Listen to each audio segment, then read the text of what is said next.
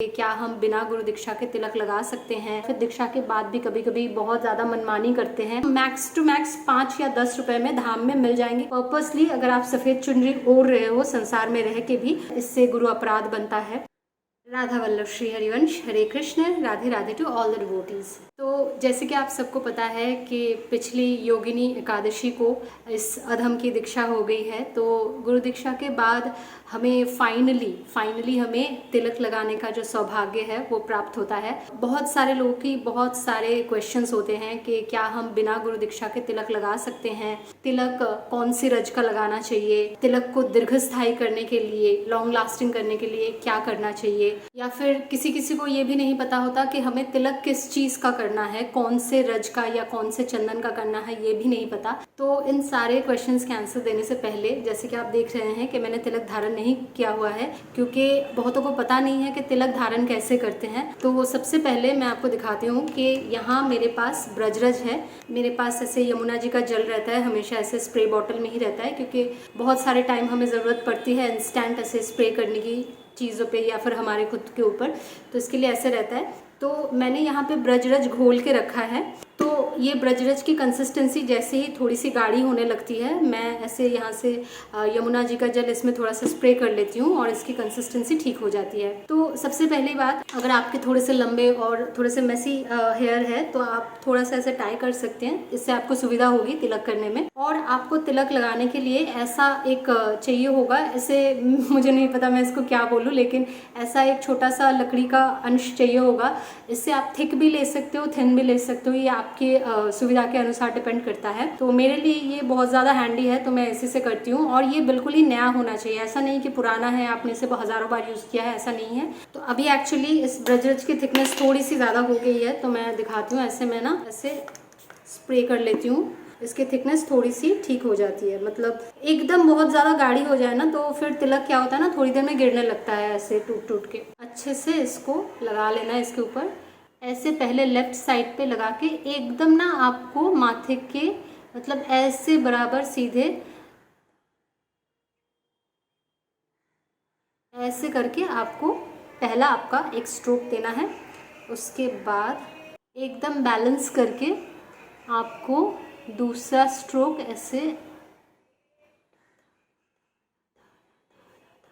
अगर आपको लगे कि थोड़ा सा भी इधर उधर हो रहा है, जैसे इधर थोड़ा सा लग रहा है कि इधर हो गया है, अगर आपको लग रहा है आप संतुष्ट नहीं है कि आपका ठीक से तिलक नहीं लग रहा है, तो आप अपने पास एक ऐसा साफ रुमाल रखिए जिस रुमाल को आप दूसरे किसी भी कार्य में यूज़ नहीं कर रहे हो, बिल्कुल नया रुमाल रखिए। इसको थोड़ा सा भिगो ले, फिर आप पोंछ के दोबारा से रिपेयर कर सकते हो, ठीक से बना सकते हो।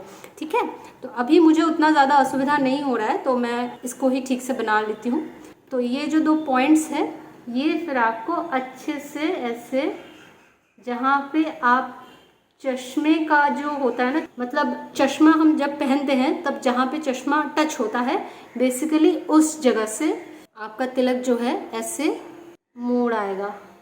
तो बेसिकली ऐसे आपका बन गया तिलक का पहला भाग। और अगर आपको लग रहा है थोड़ा सा भी इधर उधर मेसी है तो आप जैसे मैंने बोला कि रुमाल से अच्छे से ऐसे क्लीन करके, हाँ, ऐसे प्रॉपरली परफेक्ट तिलक बना सकते हो।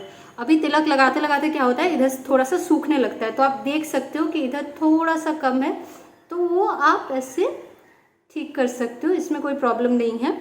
अगर आपको लग रहा है कि इधर ऊपर थोड़ा सा रज कम लगा हुआ है, आप ऐसे इसको ठीक कर सकते हो। ठीक है, हाँ।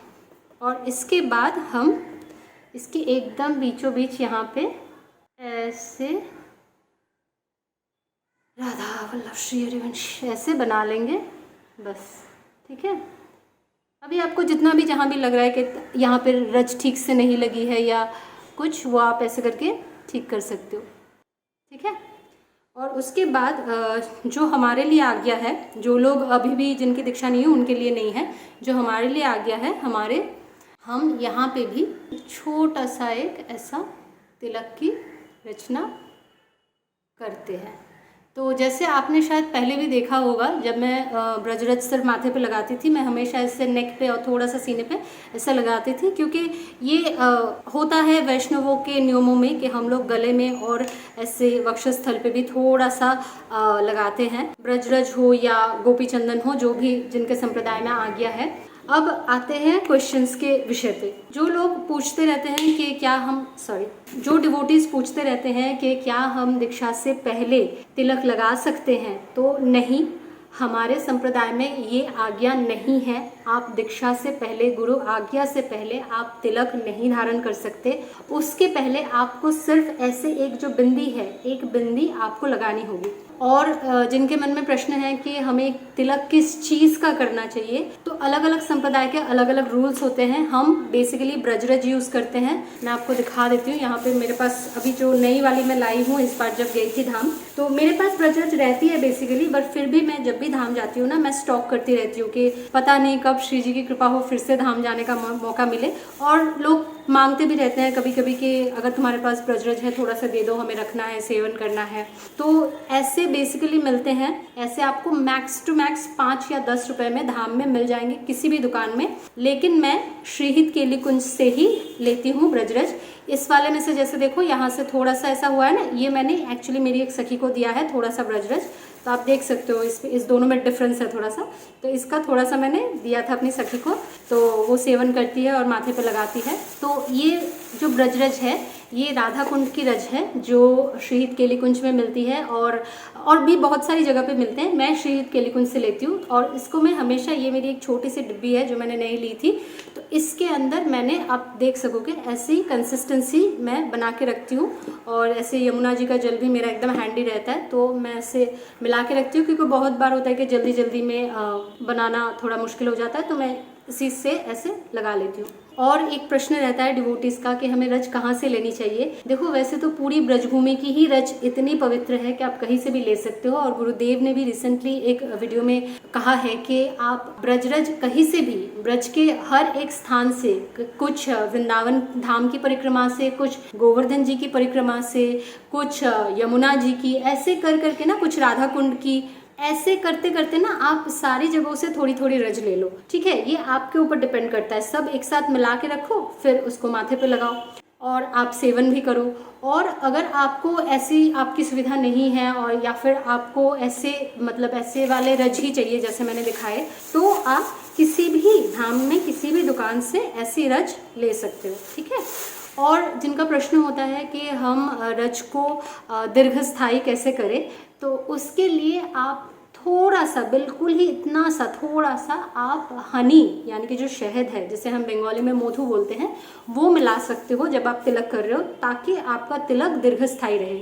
लेकिन यहाँ एक चीज़ मैं मेंशन करना चाहूँगी कि गुरुदेव ने बोला है कि साधक को एटलीस्ट त्रिकाल स्नान तो करना ही चाहिए। अब मेरी जो पर्सनल सिचुएशन है कि मुझे IBS है, तो उसकी वजह से जब भी मुझे शौच आदि जाना पड़ता है, मुझे स्नान करना ही पड़ता है। तो उसकी वजह से मैं कभी भी शहद नहीं मिलाती, क्योंकि मुझे पता है मैं शायद 1-2 घंटे में फिर से मुझे स्नान करना पड़े, या 3-4 घंटे में फिर से मुझे स्नान करना पड़े। तो उसके लिए बार बार शहद मिला के करने का कुछ फ़ायदा नहीं है, क्योंकि मुझे फिर से तिलक की रचना करनी होगी after I have taken the bath. तो उस वजह से मैं कभी शहद नहीं मिला सकती। लेकिन आपको अगर मतलब इच्छा हो कि आप बहुत देर तक तिलक को दीर्घस्थायी करना चाहते हो, तो आप शहद मिला सकते हो। बाय द वे, बहुत सारे लोग ऐसे पूछते हैं कि ऐसे पूरे माथे पे रज लगाना क्या अलाउड है दीक्षा से पहले। तो दीक्षा से पहले की बात हो या दीक्षा से बाद वाली बात हो, आप जब भी पूरे माथे पे ऐसे रज लगाना चाहते हो, आप ज़रूर से आश्रम जाके पर्सनली आज्ञा लो। अगर आप ऐसे जो विरक्त माताएं हैं, वो जैसे ऐसे सफ़ेद चुनरी ओढ़ती है ना माथे पे, अगर वो भी करना चाहते हो, उसके लिए आज्ञा लो। क्योंकि आप अगर पर्पसली कर रहे हो, पर्पसली अगर आप सफ़ेद चुनरी ओढ़ रहे हो संसार में रह के भी, उसके लिए आप परमिशन लो। ऐसे अगर आप पूरे माथे पे लगाना चाहते हो ब्रजरज को, उसके लिए भी आप परमिशन ले लेना। क्योंकि बहुत सारी ऐसी चीज़ें होती है कि लोग दीक्षा के बिना या फिर दीक्षा के बाद भी कभी कभी बहुत ज़्यादा मनमानी करते हैं, तो दैट इज़ नॉट राइट, क्योंकि इससे गुरु अपराध बनता है। तो जब मेरी दीक्षा हुई, तो जैसे वहाँ के परिकर माता जी होते हैं, मैंने उनसे पूछा कि जैसे माता जी आपने ऐसे लगाया हुआ है पूरे माथे पे ब्रजरज, क्या मैं भी ऐसे ब्रजरज लगा सकती हूँ पूरे माथे पे, गाल पे, क्या हमें अनुमति है? तो उन्होंने बोला कि हाँ आपको अनुमति है, आप लगा सकते हो। तो इसकी वजह से जब जब मैं घर में रहती हूँ, मुझे कोई मीटिंग्स अटेंड नहीं करनी है, बाहर नहीं जाना है, तब तब मैं ऐसे पूरे माथे पे रज लगा लेती हूँ, क्योंकि हमें इस रज का जो मान है, सम्मान है, वो भी देखना है। ऐसा नहीं है कि हम ऑफिस मीटिंग में जा रहे हैं और हमने पूरे माथे पे लगा दिया, क्योंकि वहाँ पे बहुत सारे लोग इस बात का मजाक उड़ा सकते हैं, इस बात को लेके सवाल खड़े कर सकते हैं। तो वो हमें नहीं करना है, वो हमें अवॉइड करना है। और इसी वजह से गुरुदेव ने ये भी बोला है, जो बच्चे या जो इंसान स्कूल, कॉलेज, ऑफिस आदि अटेंड करते हैं, उनके लिए सूखी रज लगाने का भी परमिशन होता है कभी कभी। और जैसे मैं करती हूँ, बहुत हल्के से तिलक लगाती हूँ, तो मेरा तिलक लग भी जाता है और किसी को उतना पता भी नहीं चलता। तो this is how it is. जब आपको परमिशन मिल जाए तिलक लगाने की, तो ये तिलक एक ऐसी बात हो जाती है जिसका सम्मान आपको भी रखना है। इससे जैसे आपका मान बढ़ता है, वैसे आपको भी इस तिलक की मान रखनी है। और एक लास्ट बात मैं इस वीडियो में मेंशन करना चाहती हूँ कि मैंने कुछ समय पहले इंस्टाग्राम में ये जो नाम वाली माला है, इसको पहन के स्टोरी दी थी। तो बहुत सारे भक्त पूछ रहे थे कि क्या आपको नाम वाली माला पहनने की आज्ञा मिल चुकी है और इसके नियम क्या है। तो इसके कुछ विशेष नियम होते हैं जो गुरुदेव ने और बहुत सारी सखियों ने ऑलरेडी मेंशन कर रखा है, फिर भी मैं बता देती हूँ कि ये जो माला है, इसमें नाम लिखा हुआ है हमारी स्वामिनी जी का, श्री राधिका जी का नाम लिखा हुआ है। इस माला की अलग ही महत्व है। जैसे हमारे संप्रदाय में नाम प्राधान्य है, नाम की महिमा बहुत ज्यादा है। राधा नाम से ही हमें इस संसार की माया को त्याग करके आगे बढ़ना है। तो इसीलिए जब भी इस माला को मैं धारण करती हूँ, ऐसा नहीं है कि मैंने ये माला 24/7 धारण कर रखी है, नहीं, क्योंकि स्त्री शरीर होने के पहले भी ये एक इंसान का शरीर है जिसको शौच जाना होता है, लघुशंका जानी होती है। तो उस वजह से उस अपवित्र हालत में हम ऐसी नाम वाली कंठी या माला नहीं पहन सकते। तो अभी जैसे मैं ये जब वीडियो बना रही हूँ, ये सुबह का समय है, तो स्नान आदि करने के बाद मैंने सेवाएं संपूर्ण की और उसके बाद ही मैं ये वीडियो बना रही हूँ। तो अभी तक मैं लघुशंका या शौच कुछ नहीं गई हूँ और अभी थोड़ी देर बाद मैं इस माला को उतार दूंगी, क्योंकि इंसानी शरीर के नियम से हमें लघुशंका जाना होता है। और भी तब मैं इस माला को एक पवित्र स्थान पे ही रखूंगी। ऐसा नहीं है कि उतार के टेबल पे रख दिया, नहीं, अपराध बनेगा। तो इसको एक पवित्र स्थान पे ही रखना है। और फिर से जब मैं संपूर्ण रूप से पवित्र हो रही हूँ, उसी समय इस माला को मैं फिर से पहनूंगी। तो यूजुअली मैं तभी पहनती हूँ जब मैं सेवा में होती हूँ, क्योंकि उस समय पवित्र होके ही सेवा में बैठना पड़ता है। तो उस समय मोस्टली मैं पहनती हूँ कुछ देर के लिए, उसके बाद इसको उतार के फिर से पवित्र स्थान पे ही रख देती हूँ। तो ये कुछ नियम हैं जो मेंटेन करने पड़ते हैं। इसकी वजह से हमें कभी भी नाम वाली माला ऐसे 24/7 पहनने की आज्ञा नहीं है। इसीलिए हमारी जो ये कंठी होती है, ये बिल्कुल प्लेन एंड सिंपल होती है। इनफैक्ट बहुत सारे लोग ऐसे डिज़ाइन वाले पहन लेते हैं कि कुछ मतलब दूसरे कुछ डिज़ाइन बने हुए, ऐसे चरण चिन्ह बने हुए हैं या कुछ, वो सब भी हमें पहनना अलाउड नहीं है। एकदम सिंपल ऐसे कंठी पहननी होती है। तो जैसे आप देख सकते हो, बात करते करते ब्रजरज थोड़ा सा सूख भी गया है, तो ऐसे कलर आ जाता है, ऐसे इसका थोड़ा सा ग्रेइश कलर आ जाता है। तो अगर आप हनी मिलाते हो ना इसके साथ, तो ये वैसा डार्क ब्लैक कलर ही रहता है। That is one of the benefits कि थोड़ा डार्क भी रहता है। और अब जैसे ये होगा ना, थोड़ा थोड़ा करके ये गिरने लगता है, तो हनी मिलाने से ना वो गिरता भी नहीं है। तो वो एक बेनिफिट है तिलक में। अगर ब्रजरज में या गोपी चंदन, जो भी आपके संप्रदाय के नियम है, उस अनुसार अगर आप हनी मिलाते हो, शहद मिलाते हो, तो ये आसानी से गिरता भी नहीं है। और एक सवाल जो माताएं बहनें बहुत बार पूछती है कि क्या हम मासिक धर्म के समय यानी कि पीरियड्स के समय तिलक लगा सकते हैं। तो अगर आपकी दीक्षा हो चुकी है और आपको तिलक लगाने का परमिशन मिल गया है, फिर तो आपको ये इन्फॉर्मेशन आश्रम से ही मिल चुका होगा कि हमें तिलक लगाने का परमिशन है या नहीं है मासिक धर्म के समय। तो फिर तो वो क्वेश्चन ही नहीं बनता। और जो माताएं ये पूछती हैं कि क्या हम मासिक धर्म के समय ब्रजरज लगा सकते हैं, जी हाँ, बिल्कुल लगा सकते हैं, बिल्कुल। ब्रजरज हमें हर समय माथे पे लगा के रखना है। एक भी क्षण ऐसा नहीं जाना चाहिए जब हमारे माथे पे ब्रजरज ना हो। एक भी सेकंड ऐसा नहीं जाना चाहिए। तो हमेशा हमारे माथे पे ब्रजरज रहे। थोड़ी सी मोटी करके बिंदी लगा ले जब आपकी दीक्षा नहीं हुई है और आपको तिलक लगाने का परमिशन नहीं मिला है, थोड़ी सी मोटी करके बिंदी लगा ले ताकि वो बहुत देर तक रहे। और आप शहद भी मिला सकते हैं ताकि वो स्टे करे। और अगर आप ऑफिस आदि कहीं पे जा रहे हो जहाँ पे अलाउड नहीं है ऐसी बिंदी वगैरह लगाना, तो आप सूखी सूखे रज की बिंदी लगाए।